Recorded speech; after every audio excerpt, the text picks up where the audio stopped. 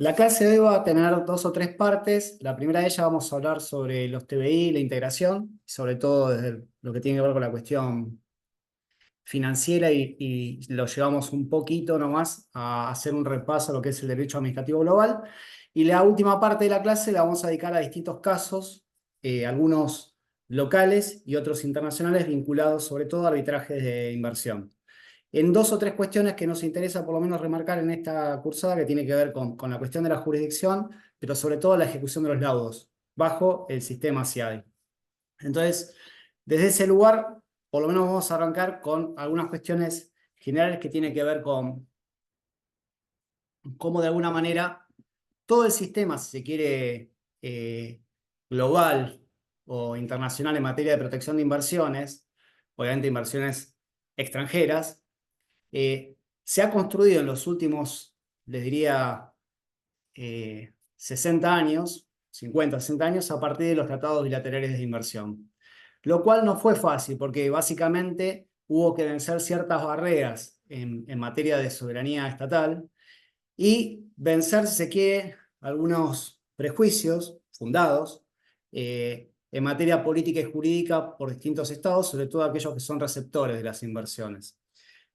Lo que vamos a ver acá, que esto creo que ha sido una constante en el desarrollo de la materia, tiene que ver con percibir o aceptar la existencia de tensiones en estas relaciones internacionales, ya no solo entre los estados, sino entre nacionales de un estado que invierten en un estado extranjero, bajo ciertas condiciones que las hemos mencionado acá, que tienen que ver básicamente con invocar ciertas garantías que hacen que ciertos países con ciertos antecedentes o historias vinculadas, si se quiere, a no respeto de ciertas garantías, sobre todo en el orden jurídico o económico, se atengan a ciertas consecuencias legales, ya no en el plano del derecho interno, sino en el ámbito internacional, en caso de no respetar esas reglas que generalmente están plasmadas en tratados bilaterales de inversión. Nosotros en la reunión pasada hicimos algún comentario sobre que no necesariamente o no exclusivamente la fuente en materia de protección de inversiones, protección recíproca de inversiones, son los tratados bilaterales de inversión, sino que puede haber regímenes específicos, como en el caso argentino en la actualidad, en el ámbito federal, es el RIGI. Puede haber contratos específicos que establezcan cierta jurisdicción o garantía internacional. Esto muchas veces uno lo ve en contratos que se firman en la República Argentina con fuente de financiamiento internacional y que siguen el esquema muchas veces del contrato modelo de la FIDIC, que es la Federación Internacional de Ingenieros, que sigue más o menos ciertos parámetros que cuando uno ve contratos bajo el esquema del Banco Interamericano de Desarrollo, incluso el Banco Mundial y eventualmente el Banco de Desarrollo de América Latina y el Caribe, la CAF, vamos a ver que siguen el esquema FIDIC. Sobre todo en lo que tiene que ver con la solución de las controversias, donde generalmente incluyen la mayoría de ellas un comité de resolución de controversias y la eventual posibilidad, opción, muchas veces del co-contratante privado de ir a sede internacional a través de un arbitraje, y eso va a estar muchas veces ligado, que lo vamos a mencionar muy a pasar, si se trata o no de una contienda entre un derecho de sujeto privado internacional o es privado nacional. Porque esto generalmente en la mayoría de los contratos que siguen las reglas FIDIC, vamos a ver que va a determinar el foro aplicable, si es el foro local, los tribunales nacionales en materia sobre todo de revisión de las decisiones que eventualmente dicten o emitan, mejor dicho, a través de una figura de llamada dictamen, pero técnicamente es una resolución, los comités de resolución de controversias, que generalmente son paneles técnicos de una o tres personas, que son ingenieros con conocimiento en materia de obras públicas, de obras de infraestructura. Entonces, simplemente la diferencia va a estar dada generalmente por el carácter subjetivo o no de el co-contratante privado. Esto simplemente para mencionarlo y para que lo tengan en la cabeza. Anótense FIDIC, porque generalmente cuando uno trabaja con proyectos internacionales, generalmente hay modelos, incluso van a ver que hay condiciones generales que se aplican con algunas variantes en la mayoría de los contratos, y después condiciones específicas o especiales que son las que modifican las condiciones generales para cada contrato en particular. Esto hay que estar atento porque muchas veces se modifican los parámetros a partir del carácter de la obra o el tipo de trabajo que se van a ejecutar, el plazo, etcétera, etcétera. Entonces, Nicolás, te Nicolás, interrumpo un minuto. Hay sí, gente que está esperando para entrar. Yo tengo uno solo acá, que es Matías. Matías. Ahí lo dejé ingresar. ¿Alguien más había? No, el O que Matías avisó era nomás. Matías. Está bien. Me preocupé, dije chao. Bueno, bienvenido, Matías. Entonces, Gracias. les decía, este esquema de tutela de inversiones tiene que ver muchas veces con ciertos prejuicios o ciertas situaciones que con mayor o menor medida vamos a ver que se fueron desarrollando durante todo el siglo XX. Porque siempre hay un antes y después de los distintos procesos, sobre todo bélicos, que han marcado las relaciones internacionales. Vamos a ver que hay distintas etapas, una que tiene que ver hasta antes de la Primera Guerra Mundial, en 1917, donde claramente la discusión muchas veces que se daba es si un Estado invierte en otro Estado o un nacional de un Estado invierte en otro Estado, cuáles son las acciones, los mecanismos que tiene de presión el Estado exportador de capital o la empresa a través del Estado, la empresa nacional a través de su Estado, que le sirve, o sea, de base donde está radicada, para lograr, por ejemplo, percibir un crédito o hacerse de un activo en un Estado extranjero. Y vamos a ver que, no vamos a entrar acá a todo eso, está la famosa doctrina Calvo, que es creación argentina, pero lo cierto es que había una discusión sobre cómo se compensaba, cuál era el alcance muchas veces que se daba en reparaciones, frente a qué típico proceso de derecho público que generalmente se hace fundado en una utilidad pública. ¿Qué tipo de proceso es el que utiliza para que el Estado se apropie de ciertos bienes, generalmente registrables, o de un patrimonio, invocando una utilidad pública? ¿Qué proceso conocen ustedes? Expropiación. Exactamente. Entonces, hasta 1917 y después también, la gran discusión que se da es, bueno, en estos casos, cuando hay una apropiación de un Estado respecto a bienes de una empresa, un Estado extranjero en ese país, ¿cuáles son las reglas que se aplican en materia de inversión, en materia de indemnización, en materia de compensación? Y generalmente se va a hablar de compensaciones adecuadas y rápidas. ¿Por qué? Porque en general, si bien había tratados en esa época, no es que el derecho internacional de las inversiones o de los tratados nace exclusivamente en el siglo XX, no, desde el siglo XV y XVI que se vienen dando relaciones entre Estados a nivel de tratados, incluso antes. Pero lo cierto es que las reglas para determinar el alcance de reparación no eran claras, ni tampoco el foro adecuado para lograr esa reparación. Un primer hito que podemos marcar desde el punto de vista histórico, simplemente para situarnos en el tiempo y en el espacio, tiene que ver todo el proceso, los procesos expropiatorios que se van a verificar en Rusia a partir de la revolución bolchevique. Entonces, donde de alguna manera aquí se puso en crisis el alcance de esa reparación. Y sobre todo cuando ciertos países, entre ellos la ex Unión Soviética, establecieron ciertas reglas en las cuales el Estado se podía apropiar o abolir la propiedad privada sin ninguna compensación. Entonces, y esto generó mecanismos de reclamos que generalmente fueron por vías diplomáticas. Incluso expropiaciones de la década del 10, o sea, del 10 y del 20 del siglo pasado se terminaron resolviendo o pagando lustros o varios lustros después de verificadas esas expropiaciones. Entonces, esto también se volvió a discutir, por ejemplo, en la Constitución Mexicana de 1917, la Constitución de Querétaro, pero lo cierto es que hay un kit de la cuestión que es, nosotros lo tenemos en nuestro artículo 17 de la Constitución Nacional sobre la indemnización previa cuando por una ley declarativa de una utilidad pública se afecta a una propiedad privada. Se declara esa utilidad pública y esa indemnización debe ser previa según nuestra Constitución. Ahora bien, ¿cuál es el alcance de esa reparación o esa indemnización previa?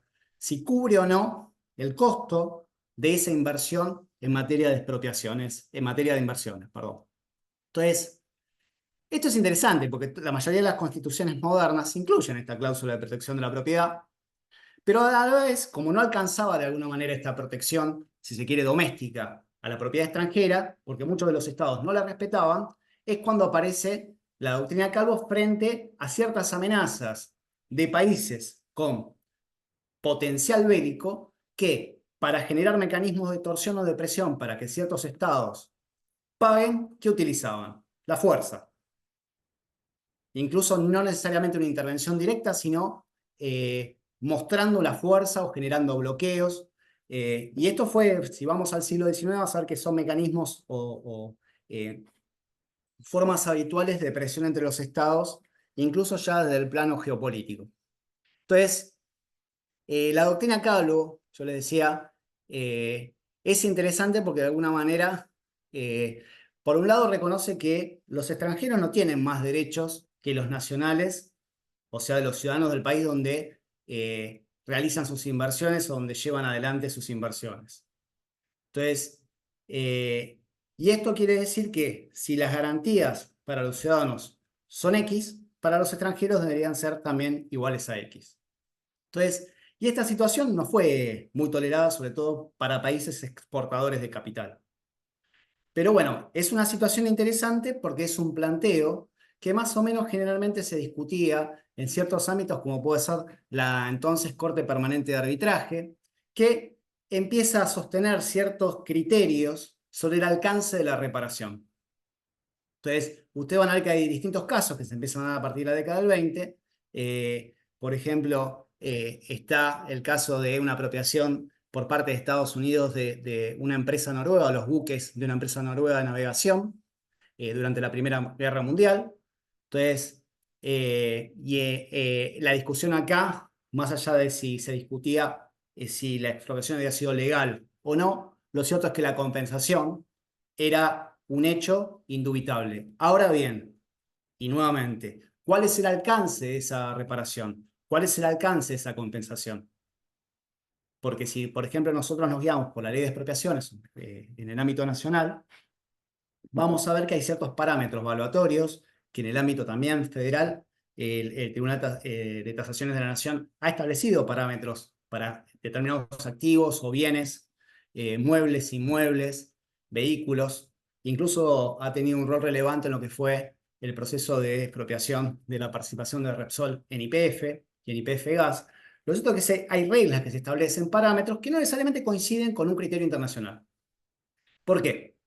Porque, si bien les decía, la reparación es obligatoria, el valor que debe establecerse o pagarse debería ser que sea un valor justo, que se respete la propiedad privada. Ese fue un primer parámetro en los casos de arbitraje de Noruega en 1922. Sin embargo, esto también va a suceder no solamente respecto a Estados Unidos, sino también en el caso de Polonia, donde también para lo que fue la Primera Guerra Mundial, tomó uso, lo que sería en términos, si se quiere, bajo el derecho argentino, hizo una ocupación temporánea de una planta que en realidad es una fábrica de productos químicos que da lugar a un caso que es emblemático en materia de compensaciones, que es el Chorzow Factory o la factoría de Chorzow, donde de alguna manera establece la Corte Permanente de Justicia Internacional que la compensación tiene que ser justa, adecuada y de alguna manera reunir ciertos parámetros bajo ciertas fórmulas que se empezaron a discutir también en ese entonces y después el Departamento de Estados Unidos va a empezar a recibir sobre, bueno, cuáles son los alcances de esta reparación. ¿Qué significa pronta, justa y adecuada? ¿Qué significa inmediato? ¿Qué significa, en términos, si se quiere, de derecho internacional, una compensación justa? ¿Por qué? Porque vamos a ver que va a variar la situación si es un acto lícito o ilícito el que sirve de causa, pero siempre que se produjo un daño, siempre que se produjo la afectación de la propiedad privada, tiene que haber una reparación. Entonces, no vamos a entrar en todo el derratero de las distintas fórmulas aplicables, pero sí, ustedes van a ver que en la década de 40, por ejemplo, en Estados Unidos se aplicó una fórmula que era la fórmula Hall, que de alguna manera establecía que ningún gobierno, ningún estado podía expropiar propiedad privada si no existiera una pronta, una adecuada y una efectiva compensación de ese derecho expropiado, de esa propiedad expropiada. Entonces, lo cierto, y acá es una cuestión incluso desde el punto de vista internacional, hay ciertas cuestiones diplomáticas que muchas veces chocan o se vinculan o se cruzan en estas relaciones cuando se impacta, se afecta una propiedad privada de otro Estado y bajo qué parámetros los estados nacionales de esas empresas expropiadas actúan o se relacionan con el Estado o el país que llevó adelante esa expropiación. ¿Se entiende? Entonces, si bien vamos a ver que hay un desarrollo muy interesante de lo que es el derecho internacional a partir de la experiencia de la Sociedad de las Naciones, luego de la Segunda Guerra Mundial y como consecuencia quizás de la Segunda Guerra Mundial, hubo una situación medio oscura, si se quiere, desde el punto de vista del derecho internacional, y el derecho internacional económico o el derecho internacional de las finanzas o de las inversiones no estuvo ajeno, si se quiere, a esa etapa oscura o crisis de materia de derecho internacional. Recién, les diría, luego, primero con las primeras convenciones de Ginebra de 1944, pero sobre todo con la creación de la ONU en el ámbito internacional, la creación de la OEA en el plano con el eje americano, y después lo que fueron las agencias de Bretton Woods y el Acuerdo General sobre Aranceles Aduaneros y Comercio, el GATT, que es el antecedente a la OMC, a la Organización Mundial de Comercio, vamos a ver que recién a partir de la década del 40, 50 se empieza a consolidar un derecho internacional que va a servir de estructura, de soporte a el flujo de capitales a nivel internacional. Y esto de alguna manera también dentro de un debate que todavía continúa en la actualidad sobre cuáles son las relaciones políticas y sobre todo los efectos jurídicos de estas relaciones. Entonces, esto vamos a ver que hay distintos intentos, incluso en el punto de lo que tiene que ver con el flujo. No hay nadie conectado, ¿no? Que quiera entrar.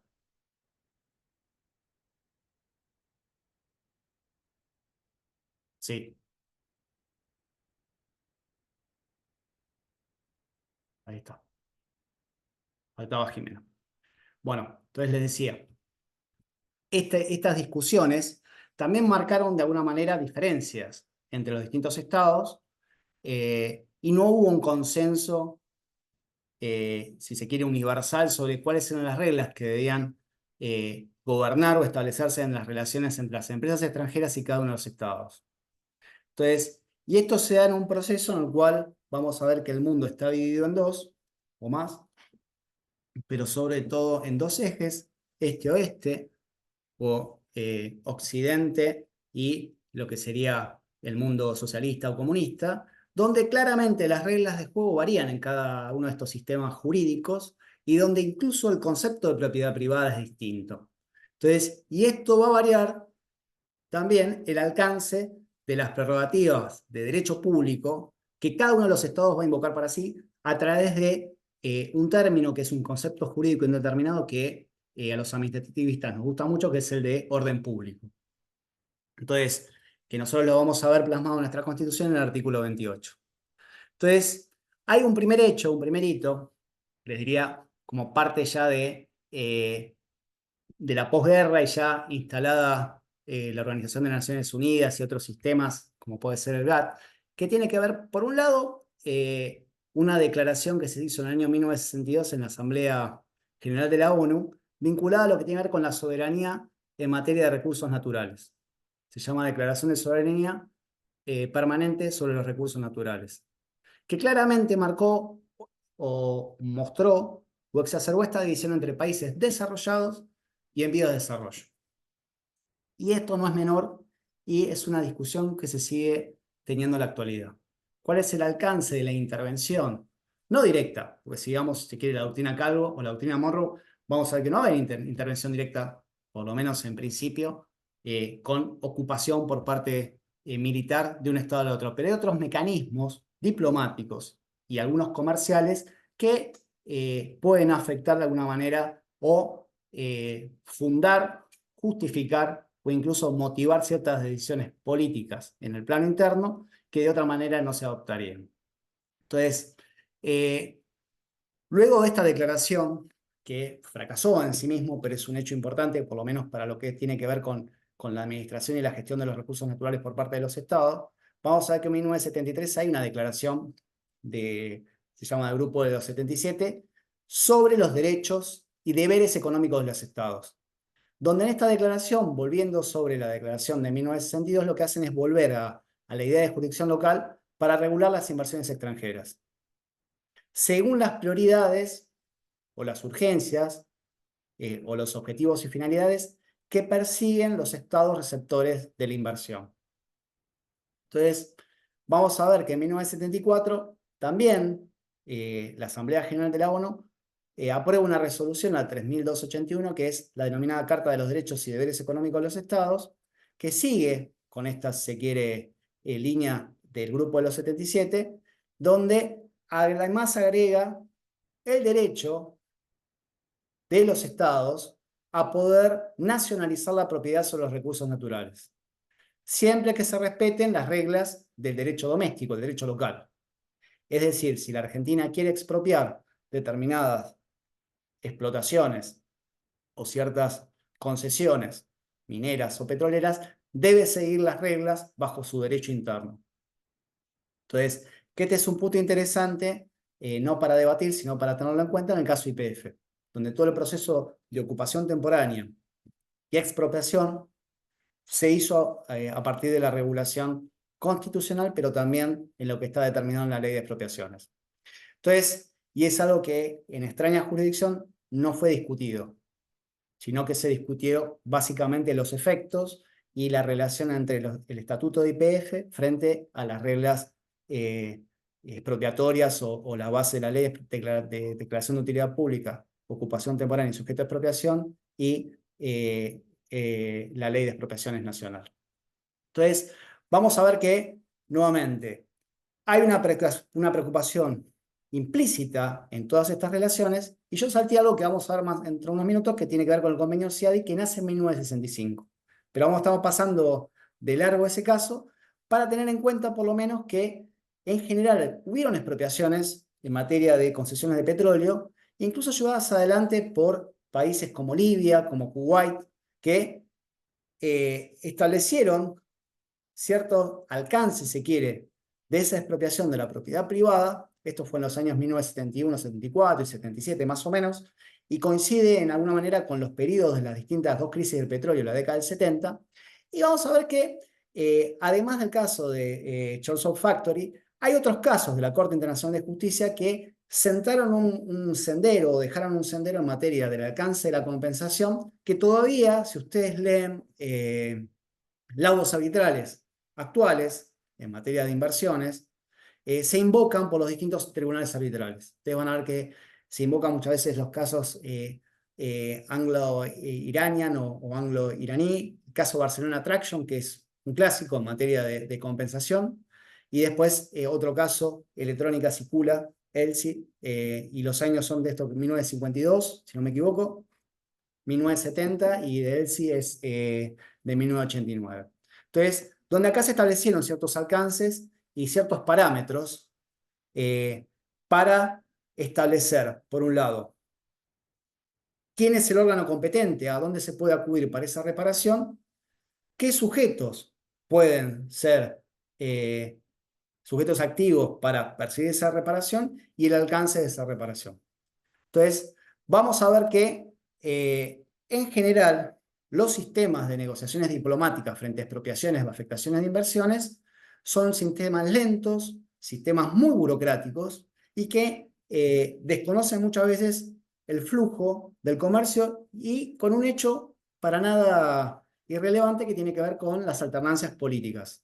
¿Por qué? Porque muchas veces todos los procesos que se dan en materia de compensación o discusión de afectación de inversiones se dan justamente en procesos políticos, donde intervienen gobiernos. Y la alternancia política de los gobiernos determina muchas veces el alcance de las relaciones diplomáticas. ¿Me equivoco?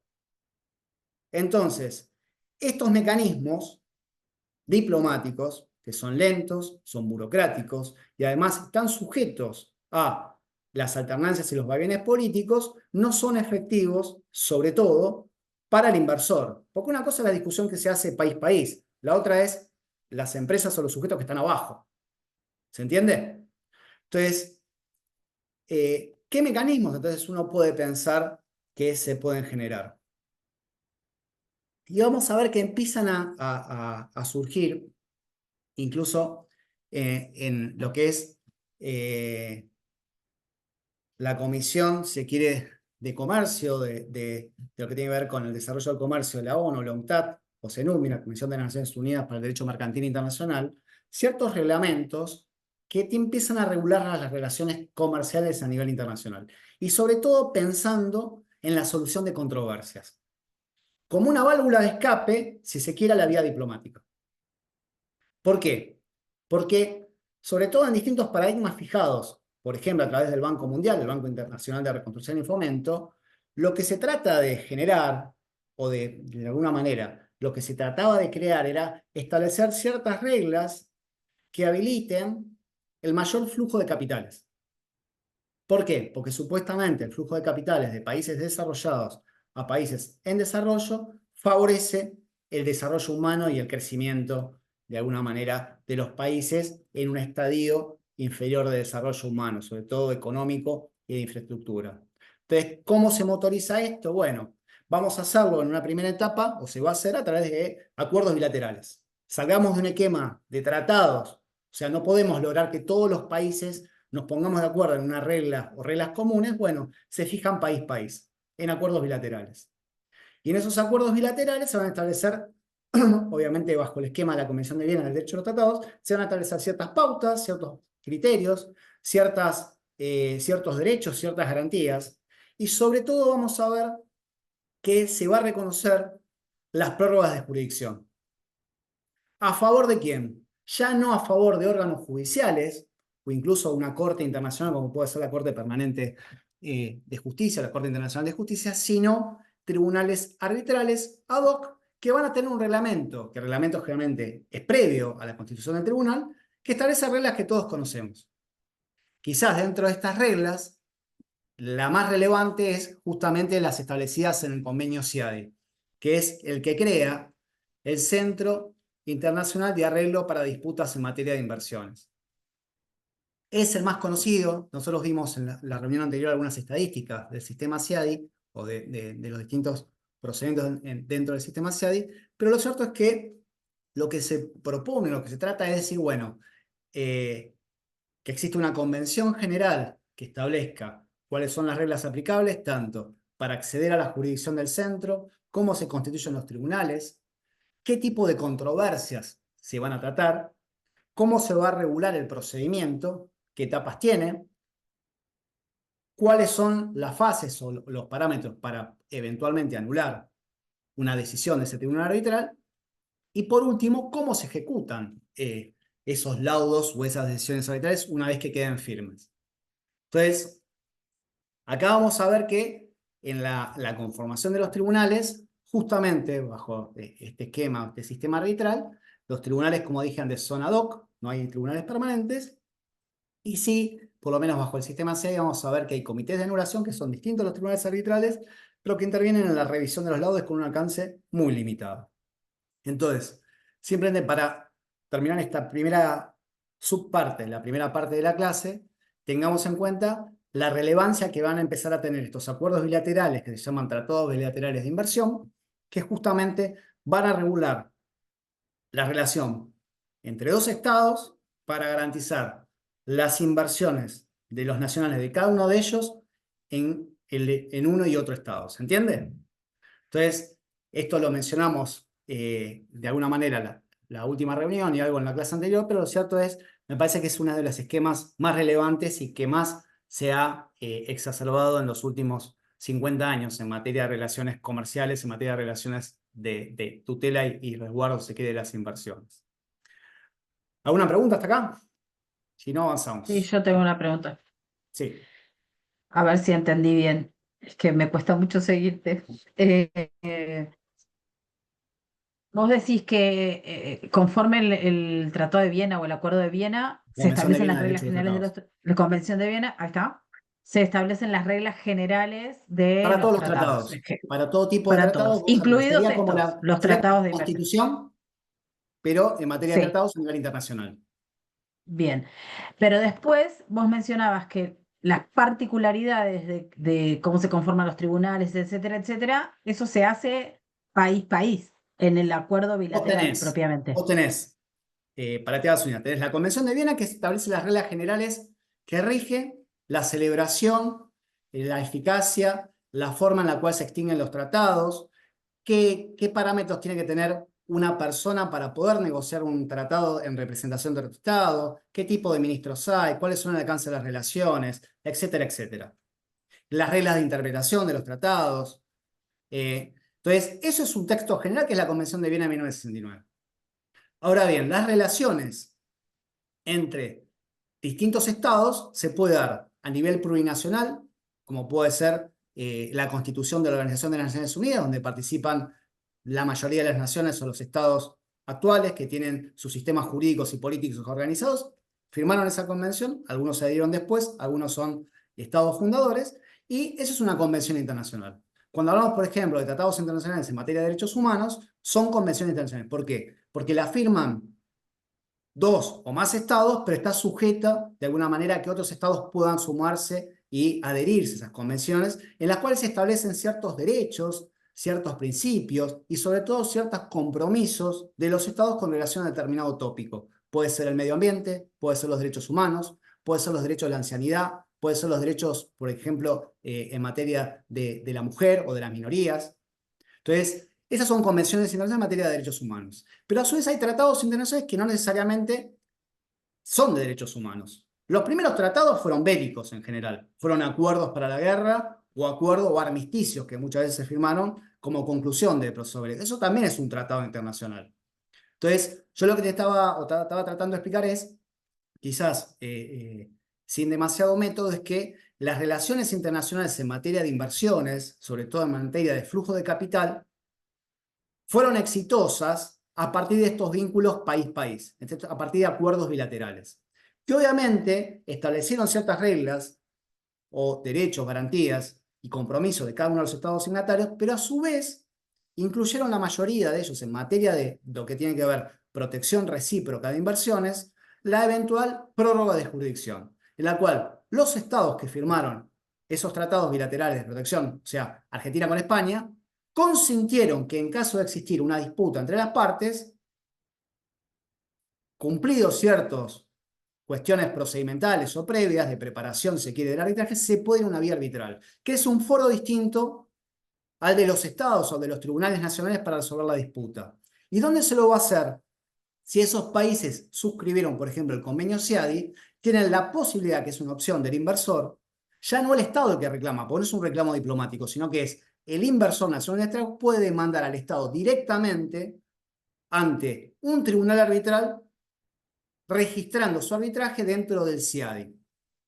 El CIADI es un organismo dependiente del Banco Mundial que lo único que hace es regular cómo se tramitan estos procesos arbitrales.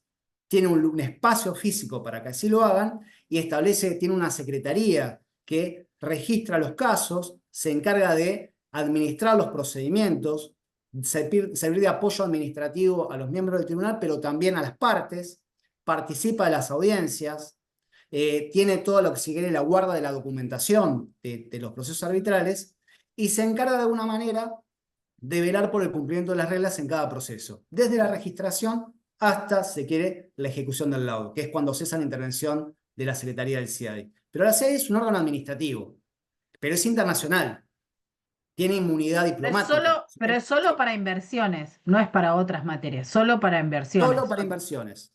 Lo único que va a discutir, Los salvo que vin- generalmente tiene que ver inversiones, puede surgir de un tratado bilateral o puede ser que haya una legislación específica de un Estado que haya establecido el procedimiento del CIADI o la posibilidad de un arbitraje CIADI frente a una disputa, pero para que esa disputa pueda ir al sistema CIADI, el Estado que va a ser demandado previamente tiene que haber ratificado la convención del CIADI.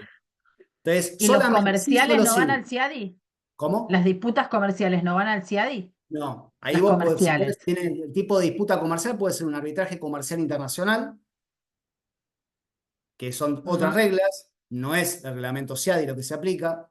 Puede ir a un tribunal nacional, según el tipo de disputa, si la disputa es comercial, pero tiene que ver con medidas aplicadas por un Estado, puede presentar una queja, un reclamo contra la OMC. Incluso puede haber órganos dentro del Mercosur, o la Unión Europea o la Unión Africana que intervengan, o en el caso de Estados Unidos, México y Canadá, del NAFTA, en la cual se denuncie cierta situación que implica una violación por parte de un compromiso comercial de alguno de los estados, pero el alcance de la medida va a ser distinta, va a variar en cada uno. ¿Se entiende? Incluso Argentina tiene un esquema para aplicar medidas frente a ciertas prácticas comerciales que no son respetuosas, si se quiere, de la relación internacional entre distintos países. Las medidas dumping o antidumping, por ejemplo, para impedir que ciertos productos o bienes, servicios, ingresen a la Argentina en competencia desleal con productores o, si se quiere, empresas locales que brindan el mismo servicio, pero ese servicio o ese producto que se vende en nuestro país tiene ciertos beneficios que, por ejemplo, el precio de exportación es más bajo que el precio del mercado interno. Entonces, hay todo un control que se hace benchmarking, o sea, comparar los productores de los mismos bienes y servicios, valor de exportación. No es que uno denuncia o una empresa denuncia y la Secretaría de Comercio actúa en forma directa. No, hay todo un procedimiento interno que requiere un análisis de mercado con medidas provisionales muchas veces, pero no tiene que ver con eso ya con una reparación. En el caso de una controversia en materia de inversiones, la violación de una obligación asumida en un tratado bilateral puede dar lugar a una reparación económica. En el caso de una medida dumping o antidumping, no hay reparación académica. Son barreras que se aplican para evitar qué cosa, estas prácticas desleales entre estados. Muchas veces hay barreras, incluso sanitarias, que aplican los estados para impedir el ingreso de ciertos productos. Le pasó a la Argentina durante muchos años en materia de carnes y en materia de, por ejemplo, de exportaciones de limones que no podían entrar a los Estados Unidos, o de miel. Entonces, son medidas que, y esto genera protestas, por ejemplo, ante la OMC. Entonces, pero en general la respuesta no, son medidas que ordenan a los estados a adecuar su ordenamiento para impedir la imposición de estas barreras que impiden, ¿qué cosa? El flujo de ciertos bienes, productos y servicios bajo reglas equitativas o igualitarias entre los distintos estados. ¿Se entiende? ¿Se entendió algo, Sonia, o Sí, no? ¿Contesté tu sí, pregunta? sí, sí, sí. Te preguntaba porque yo empecé a trabajar un poco en el trabajo final y el tema que voy a trabajar es prórroga de jurisdicción, cláusulas de arbitraje e indemnidad en los contratos que Argentina firmó para la compra de vacunas, que no van al CIADI, porque no es una inversión. Y ahí encontré de todo, encontré no un único lugar donde se van a someter al arbitraje, sino distintas leyes, distintas jurisdicciones, distintas cosas. Por eso te preguntaba si es que había uno como el CIADI, porque entiendo que esos son contratos comerciales o acuerdos comerciales y no Sí, de pero están inversión. regidos parcialmente por el derecho público en nuestro caso. Lo que pasa es que Argentina aceptó ciertas cláusulas que quizás no son Sí. las típicas notas de un contrato de derecho público. Exacto, es que justamente por eso me metí a mirar eso, ¿no? Porque no es habitual que se acepten esas Bueno, fue la pelea con Pfizer hasta que finalmente pudimos firmar, pero fue toda esa discusión, además de lo que mencionabas primero de la cuestión de las garantías, ¿no? Bueno, pero eso no es un tema menor, porque aparte, a ver, el arbitraje no es mala palabra, porque a veces uno demoniza. Bueno, si uno demoniza el arbitraje es porque la justicia funciona bien. Y la justicia funciona mal en todos los países, no es que funciona bien o mal en la Argentina. Entonces, la justicia siempre va a ser lenta, los arbitrajes no son mucho más rápidos. Lo que genera el arbitraje es que las reglas de juego, en principio, y como un mito les diría, funcionan mejor en un arbitraje que en un proceso judicial, como que los árbitros son más independientes, más imparciales y son más idóneos que un juez ordinario o un juez nacional. No estoy hablando solamente de la Argentina, porque así como Argentina fue demandado, ciudadanos argentinos han demandado a nacionales de otros estados por inversión. Vamos a mencionar, si llegamos a un caso que es Mafecini contra el Reino de España, que es del año 2000, en la cual un ciudadano argentino demandó al Reino de España por su afectación en una inversión realizada por un argentino, invocando el TDI Argentina-España, en España.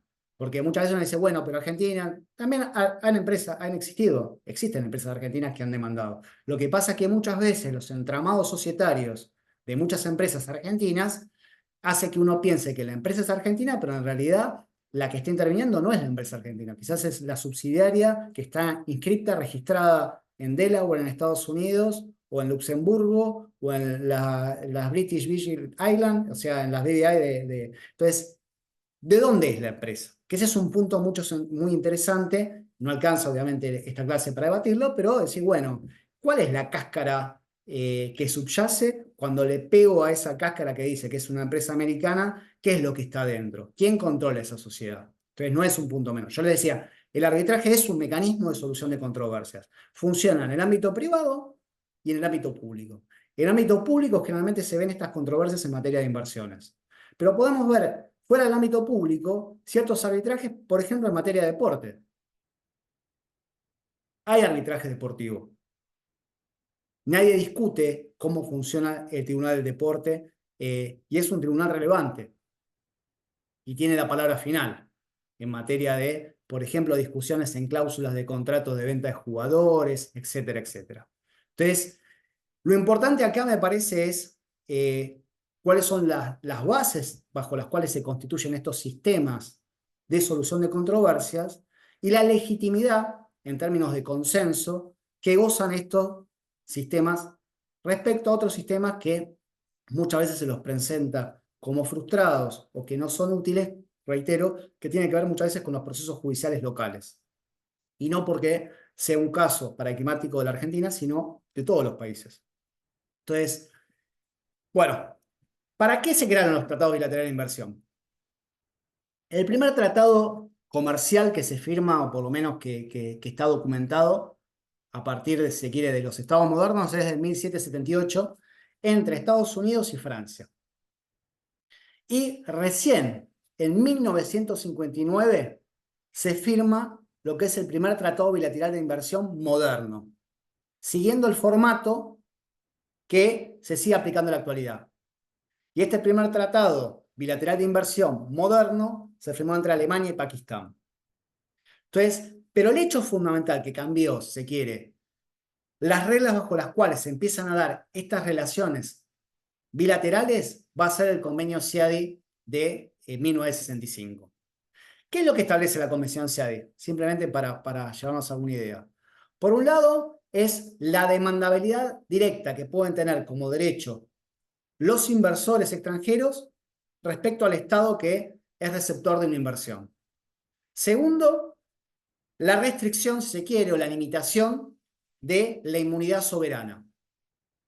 ¿Por qué? Porque los estados al proveer jurisdicción, pero también a aceptar a qué, me estoy spoileando el último punto, que tiene que ver con que los laudos emitidos bajo el sistema CIAI son autoejecutables, ahora vamos a ver qué significa eso, está de alguna manera afectando la idea de soberanía, pero también la unidad soberana que muchas veces se aplica en lo que tiene que ver con las relaciones diplomáticas. ¿Por qué? Porque bajo el sistema CIADI o bajo cualquier otro sistema arbitral, una vez que hay un laudo definitivo, queda firme y consentido, sea autoejecutable, como en el caso del sistema CIADI, que significa que automáticamente debería ponerse en ejecución por parte del Estado que fue condenado, ahora vamos a ver bajo qué parámetros, o bien bajo otras reglas, como puede ser la de la UNCITRAL, una vez que hay un laudo firme y definitivo, ¿qué es lo que puede hacer el inversor? No solamente puede ir a ejecutar su laudo en el país condenado, sino que va a poder ir a ejecutar su laudo en cualquier país donde ese estado condenado tenga bienes.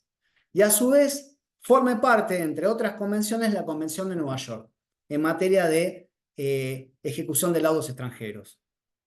¿Y esto a qué les recuerda? ¿Qué situación allá por el 14, 15 se dio a Fragata nivel? Libertad. Exactamente. ¿Qué era lo que se discutía ahí? Si se podía embargar la fragata Libertad, si ese era un bien, y a qué estado fueron a iniciar un proceso de ejecución. A Estados Unidos, ¿Recuerdan? que estaba ¿Eh? en guerra. ¿A dónde? Estaba en Ghana la en favela. Ghana. Y Ghana firmó y ratificó la Convención de Nueva York. Ahora bien, el bien que le estaban pidiendo ejecución no era un bien embargable, pero la cautelar la sacaron igual. Entonces, es interesante porque ahí claramente vemos la vulnerabilidad y la ausencia casi total de la inmunidad soberana. No hay ninguna inmunidad ahí. Entonces, otro punto me parece interesante de la Convención 6 tiene que ver con la aplicación del derecho internacional en forma directa para resolver una controversia entre un inversor extranjero y un Estado. Eso es lo interesante, porque lo que se va a aplicar para decir si un Estado violó o no violó sus obligaciones no va a ser el derecho interno, sino que va a ser el derecho internacional. Y esto de alguna manera también afecta la soberanía, porque el derecho local, el derecho nacional de ese Estado, si bien se va a invocar y va a formar parte de la discusión, no va a ser la regla que va a determinar, mejor dicho, no va a ser la regla que va a determinar la solución al caso, sino que va a ser un hecho más del caso. ¿Se entiende la diferencia? Entonces, otro punto interesante es si se necesita o no, por ejemplo, para ir a estos esquemas de prórroga de jurisdicción, el agotamiento o no de la instancia local, que puede ser un reclamo administrativo, puede ser una acción judicial, puede ser un periodo de tiempo, que yo les mencioné, se llama cooling period, en el cual se manda una notice of dispute, que es la notificación de la disputa, se espera determinado plazo, y si el Estado que recibió la notice of dispute, la notificación de la disputa, no la contesta, o la respuesta es elusiva o evasiva, o es un rechazo, bueno, habrá que ver si el inversor tiene la opción de ir directamente o no al CIADI, o eventualmente tiene que transitar o no la jurisdicción judicial nacional. Entonces, y el último punto, que lo dije antes, tiene que ver como una característica típica del convenio CIADI, es la ejecución de los laudos. Entonces, donde se puede ejecutar, yo les decía, en cualquier país miembro de la Convención de Nueva York y también cualquier miembro de la Convención CIADI. Y esto es interesante, por eso hay muchos países, entre ellos Brasil, que no ratificaron la Convención CIADI. No ratificó la Convención CIADI. Y eso significa que las inversiones de extranjeros en Brasil pueden estar o no protegidas por tratados bilaterales, pero la vía arbitral para discutir si hay prórroga de jurisdicción no va a ser CIADI, o por lo menos no el arbitraje CIADI. Sí puede ir por un mecanismo que se llama el mecanismo complementario, que sigue más o menos el mismo sistema de las reglas de arbitraje del CIADI. La diferencia, ¿cuál es? Que el laudo que se emita no es autoejecutable.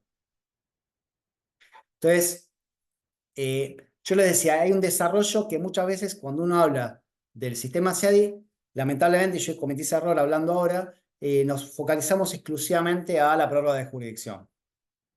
Pero hay temas que me parece son importantes para tener en cuenta, que tienen que ver básicamente no solamente con la prórroga de jurisdicción, sino con la definición que se hace de controversia, como también los sujetos que pueden demandar o ser demandados.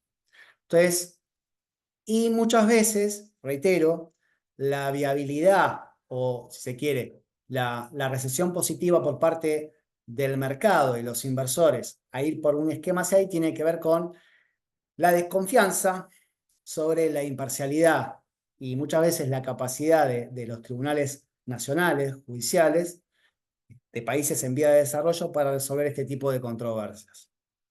Lo cierto también el argumento es, vayamos a una jurisdicción más amigable. ¿Para quién?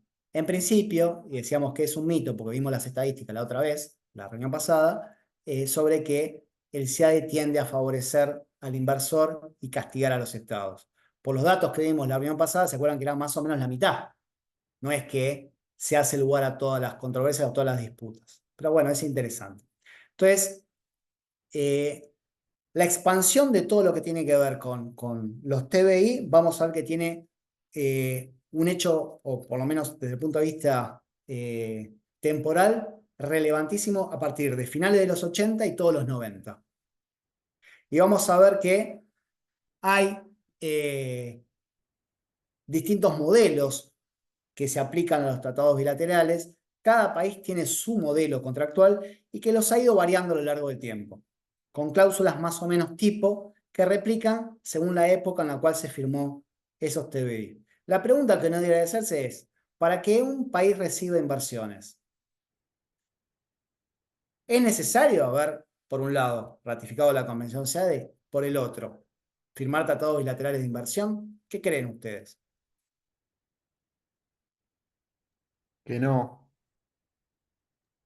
No parecería ser condición suficiente. Algunas inversiones lo ponen como condición necesaria. Porque incluso cuando yo les comenté, cuando una empresa, una corporación o alguien quiere hacer una inversión en un país, y esa inversión es a un capital de riesgo, o es un país en desarrollo o con ciertas inestabilidades políticas o económicas, hace un análisis que se llama debida diligencia o due diligence. En el due diligence, seguramente, dentro del marco jurídico, va a analizar, bueno, ¿qué garantías jurídicas hay? Se analiza, bueno, en materia de solución de controversias, está el sistema judicial, se aplica bajo tal cosa, si es un conflicto con la administración, está la vía contenciosa administrativa, el agotamiento de la instancia administrativa previa o no, cuál es la norma que regula eso, si existe un código contencioso a nivel nacional, si la inversión va a ser, por ejemplo, en la provincia de Buenos Aires, cuáles son las reglas que se aplican desde el punto de vista procesal en materia de inversiones en la provincia, cómo interactúa el sistema federal con el sistema provincial, y después se va a fijar, bueno, y además de esto, ¿qué garantías tiene el inversor en caso de que tenga una controversia? ¿Puede ir a los tribunales nacionales? Sí. ¿Puede hacer un planteo administrativo? Sí. Y además, como un valor agregado, tiene la opción del arbitraje. ¿Se entiende? Entonces, no es una condición suficiente. En algunos casos lo ponen como una condición necesaria. Nada, es para tenerlo en cuenta, qué sé yo. China, por ejemplo, entre 1982 y 2006 ratificó 117 tratados bilaterales de inversión. India, en un periodo más o menos similar, pero más que nada entre 94 y 2006, firmó 56. Argentina firmó 59. Entonces, Japón tiene firmado solamente 12. Entonces, la pregunta que uno debería hacerse entonces, ¿es una condición? No parecería ser realmente una condición necesaria. Yo les dije 59, en realidad son 61. Por lo menos a 2017, Argentina firmó 61 tratados bilaterales de inversión y los últimos 3 los firmó con Qatar, con Emiratos Árabes y con Japón. Ahora bien, vamos a ver que en todas estas definiciones políticas a nivel internacional, justamente la opción de firmar tratados bilaterales para tutelar o para resguardar inversiones muchas veces son impuestas incluso por organismos internacionales. Todo lo que fue el consenso de Washington en los 90 y la posibilidad de globalizar los capitales de países exportadores de capital a países que necesitaban inversiones en materia de infraestructura o desarrollo de sus economías nacionales e industrias, claramente establecieron esas reglas impuestas. Bueno, Argentina debe ratificar la Convención SEADE, Argentina tiene que reconocer tratados bilaterales de inversión, y esto no está expresado, o sea, no está escrito en ningún lado, ¿se entiende? Son mecanismos, son negociaciones que muchas veces incluso se anticiparon a lo que fue las privatizaciones, o incluso Argentina firmó luego de tener ya privatizadas o concesionadas ciertas actividades o servicios públicos, empresas de servicios públicos, estos tratados bilaterales, que tendieron a generar, si se quiere, una burbuja protectora ficcional de las inversiones realizadas o realizarse en nuestro país. Que es justamente una de las cuestiones que uno analiza al momento de una controversia, es, bueno, cuáles eran las reglas de juego que tenía el inversor al momento de entrar en el país receptor de esa inversión. Y obviamente, en todo este proceso de negociaciones de tratados y firma de tratados, en el caso argentino, el proceso de firma de un tratado internacional es un proceso complejo, en el cual interviene no solamente el Poder Ejecutivo, sino también el Poder Legislativo. Entonces, cuando son convenciones o tratados internacionales, muchas veces, este año salió un fallo, creo que se los había mandado, que es Acevedo, donde justamente la Corte desconoce un convenio que había sido firmado por la República Argentina en el marco de la OIT, había sido ratificado por ley del Congreso, pero el Poder Ejecutivo nunca presentó el documento de ratificación ante la OIT. Entonces la discusión era si esta convención o este convenio ITED 173, que establece privilegios concursales de los trabajadores, perdón, privilegios concursales de créditos originados en la relación de trabajo, era invocable o no frente a lo que está establecido en la ley de concursos y quiebras. La Corte este año dijo, bueno, si eso no se ratificó, si por más que existe una ley que aprobó el tratado, por más que exista una firma del Estado argentino, faltó una última parte, dice la Corte, para que ese tratado o esa convención fuera oponible bajo el derecho interno, que fue la ratificación o era la ratificación ante la OIT, que nunca se presentó el documento de ratificación. Es interesante, porque entonces para la Corte actualmente una ley ratificatoria de tratado no tiene efecto alguno bajo el derecho interno. Es para pensarlo, ¿no? Entonces, sobre todo porque los TBI, si bien lo firman los estados, luego tienen que ser ratificados por ley del Congreso. Yo les decía, a los TBI se les aplica la Convención de Viena, y lo interesante es el alcance, por ejemplo, del artículo 31 de la Convención de Viena en materia de interpretación, no solamente de los tratados, sino muchas veces los laudos que se emiten como consecuencia de la interpretación que se hace del TBI por tribunales arbitrales. Entonces, ¿por qué? Porque los objetivos y propósitos del TBI, o que tuvieron cada uno de los estados, todos los documentos de trabajo, los intercambios que realizaron entre ellos, incluso la historia bajo la cual un estado se sienta a negociar un TBI, son relevantes al momento de analizar el alcance de una inversión o de alguna manera las legítimas expectativas o no que pudo haber tenido un inversor al momento de llevar adelante una inversión, por ejemplo, en el caso de la Argentina. ¿Se entendió esto?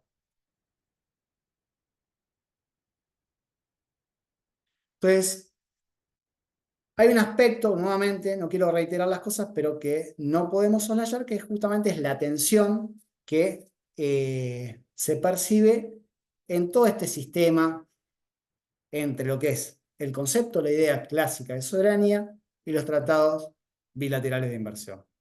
Porque no solo se afecta la inmunidad soberana, sino también las potestades regulatorias de los estados en materia de las relaciones que se dan a nivel interno.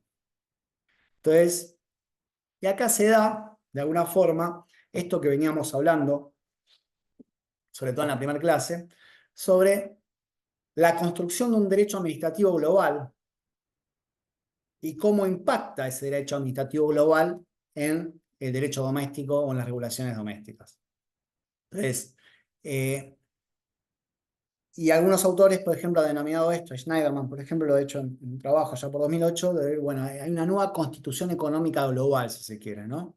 Que regula estas relaciones internacionales que generalmente se sitúan, como hemos mencionado acá varias veces, en la protección del inversor, pero no en la protección, por ejemplo, de los derechos de usuarios y consumidores, ni tampoco en la protección del ambiente o lo que es el derecho o el desarrollo, si se quiere, comunitario del lugar donde se realiza la inversión. Entonces, y ahí hay una tensión no solamente entre soberanía y TBI, sino también en el interés público y el interés privado comprometido, ¿no?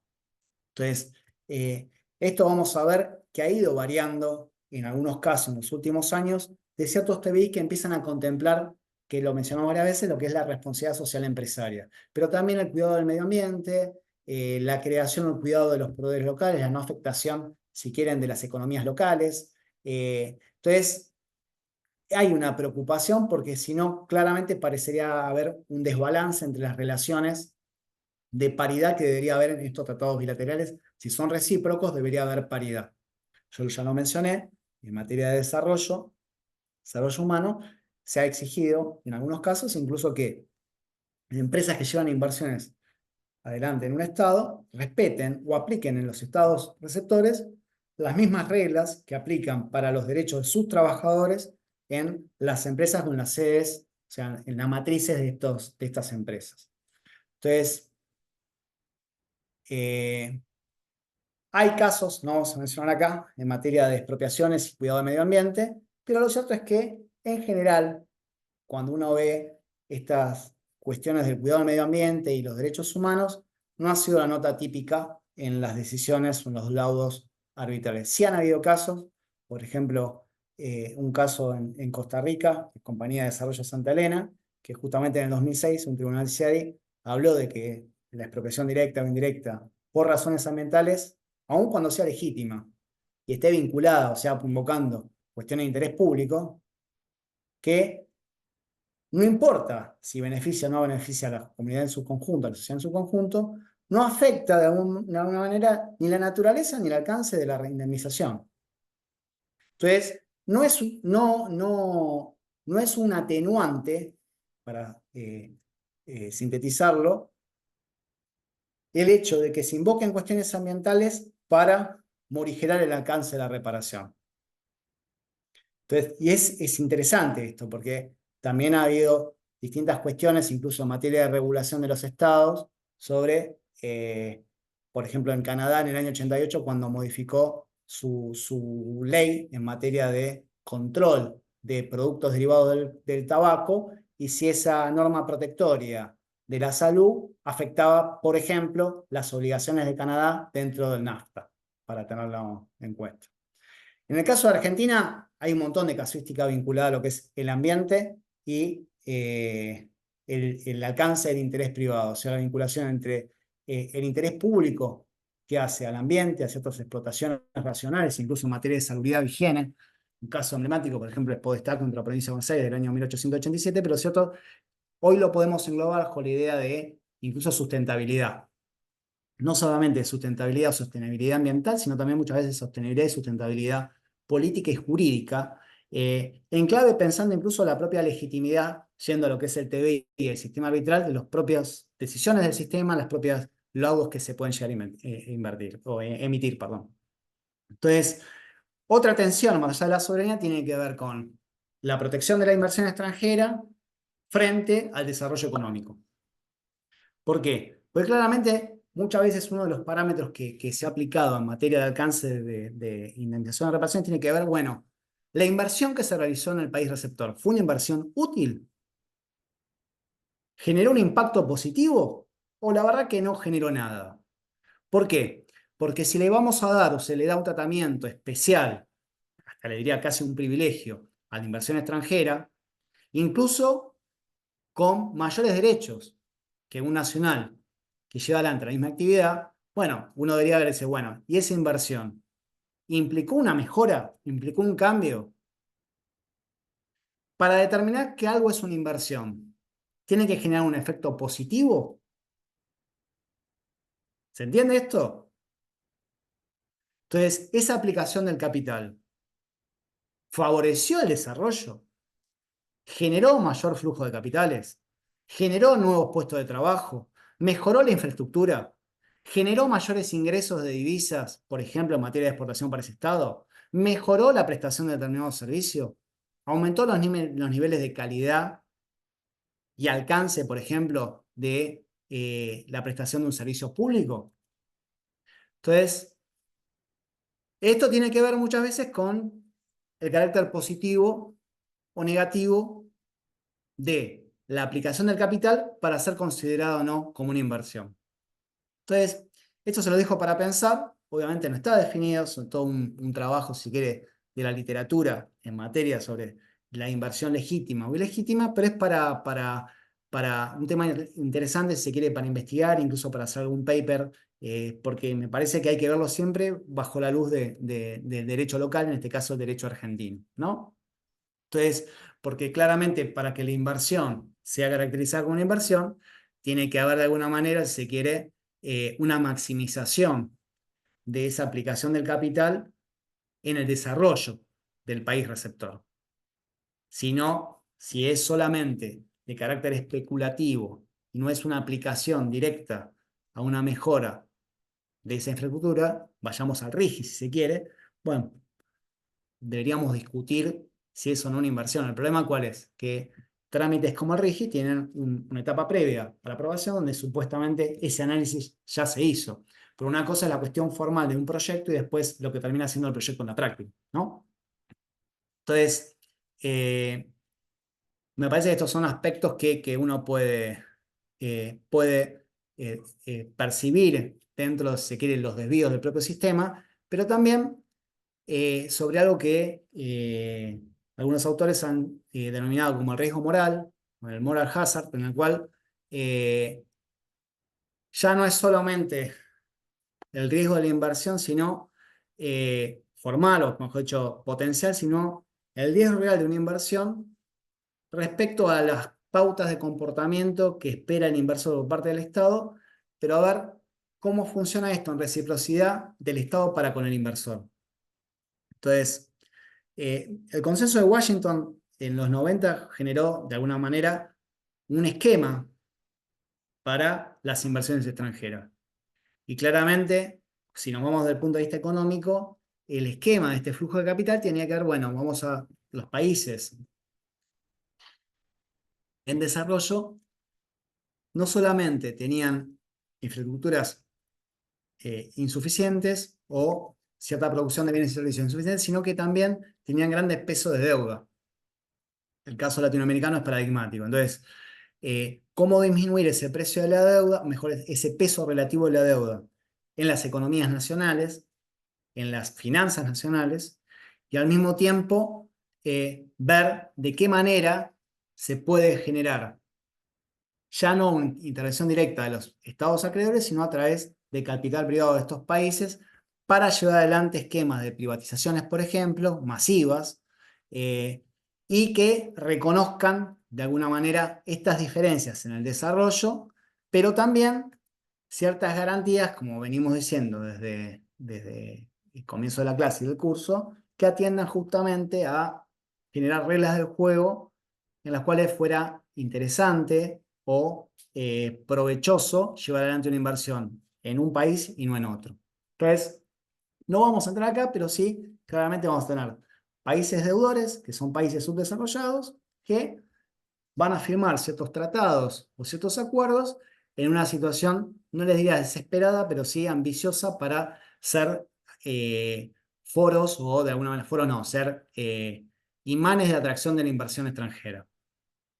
Y Argentina ahí fue uno de los mejores alumnos durante la década del 90, y fue uno de alguna manera un sistema modelo, fue un modelo para lo que fue el Banco Mundial e incluso a nivel internacional en lo que tiene que ver con lo que fue el proceso de globalización.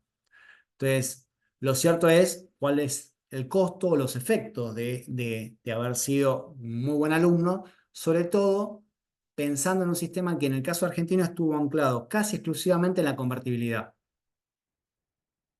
Todos los sistemas regulatorios nuestros, todas las licencias, todas las concesiones, las privatizaciones tuvieron como eje la convertibilidad. Se cae la convertibilidad, obviamente se cae el sistema. Entonces, y habían ciertas actividades que podemos discutir hoy con el diario del lunes, que se privatizaron o se concesionaron, que en realidad, viendo las consecuencias de esas privatizaciones o concesiones, bueno, hoy no deberían concesionarse, perdón, y con experiencias, sobre todo en el caso de Argentina y Bolivia, negativas en materia de saneamiento, en materia de, por ejemplo, provisión del servicio de agua potable, con casos, en caso de Bolivia, aguas del Tunari, en caso de Argentina, agua de la Conquija, o puede ser lo que fue la concesión de aguas argentinas, y en el caso de la provincia de Buenos Aires, APSA, pero lo cierto es que las experiencias fueron negativas en muchos aspectos, y la verdad que en esos casos, más allá de la responsabilidad internacional de los estados, siempre hubo una discusión sobre el alcance del derecho humano al agua, o el alcance, sobre todo en el caso de aguas del Tunari en Bolivia, donde de alguna manera había una prestación defectuosa y había una necesidad básica en ese servicio privatizado o concesionado. Pero bueno, la discusión Nicolás, en esos casos, sí, lo de agua de la provincia de Buenos Aires era Azurix, ¿puede ser? sí, sí, es Azurix. Eso estaba en el CIADI. Estaba en el CIADI y ahí vamos a comentar una ejecución de uno de esos laudos. Pero lo cierto es que el problema no es que el Estado expropie o rescinda contratos o rescate determinados servicios, sino la forma en que lo hace. Porque en general ustedes van a ver que la mayoría de las decisiones no discuten la potestad del Estado para expropiar o la potestad del Estado para rescatar un servicio, sino decir, bueno, ¿cómo lo hizo? ¿De qué manera lo hizo? cuál fue el procedimiento que aplicó.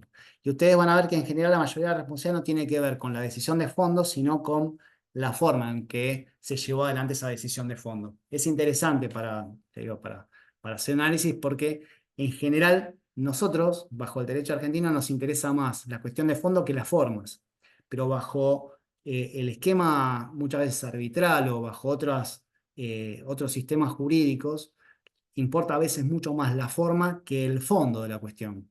¿Se entiende? Porque uno generalmente cuando se defiende, la Argentina se defiende en cuanto al fondo, pero ojo que hay un paso previo. No te voy a discutir que podés expropiar. Lo que te voy a discutir es cómo expropiar. ¿Se entiende?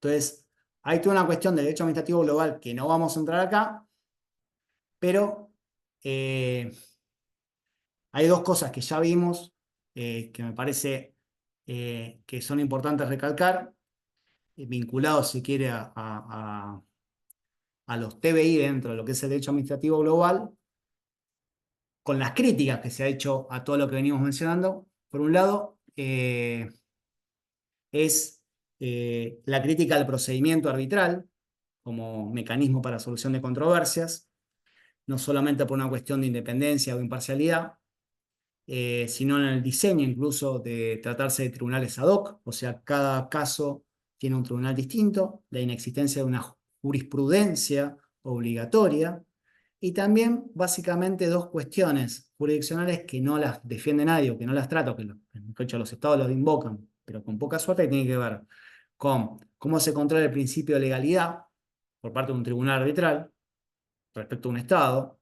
Se está jugando una cuestión muchas veces de soberanía. Y la segunda, quizás la más relevante, es quién defiende los derechos de los usuarios, de los consumidores, de los ciudadanos afectados por la prestación de un servicio o de una actividad que quizás no cumplía con los estándares por parte del inversor establecidos en el propio tratado, ¿se entiende?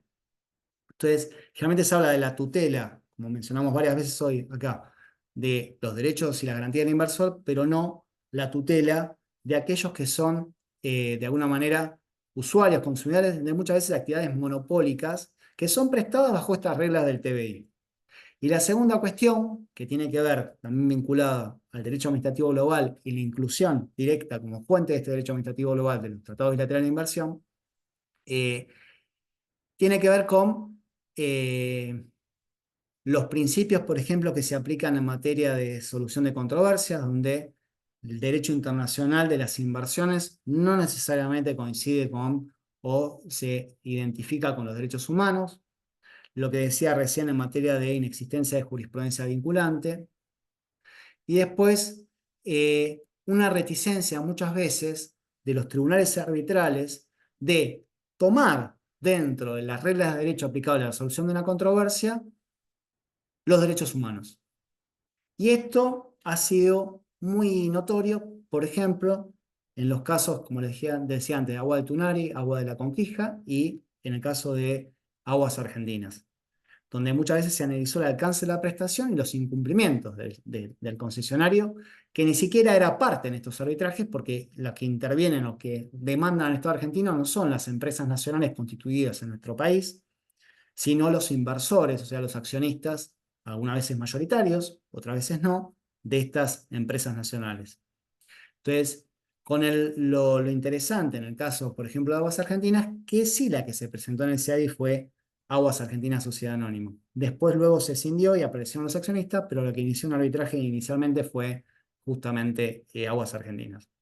Entonces yo les decía, una cuestión central hoy en los tratados bilaterales de inversión es la inclusión justamente en la última generación de tratados bilaterales, en los modelos de tratados que están firmando los países en la actualidad, es, bueno, aplicar, como dije antes, la responsabilidad social empresaria, el respeto a las regulaciones locales, los derechos humanos y sobre todo la regla de reciprocidad del inversor extranjero, aplicando, en caso de ser más beneficiosas, las reglas que se aplican en sus países de origen. Así como existe una cláusula que es de la nación más favorecida, bueno, aplicar la cláusula de regulación más favorable a los derechos de los usuarios y consumidores de esa actividad.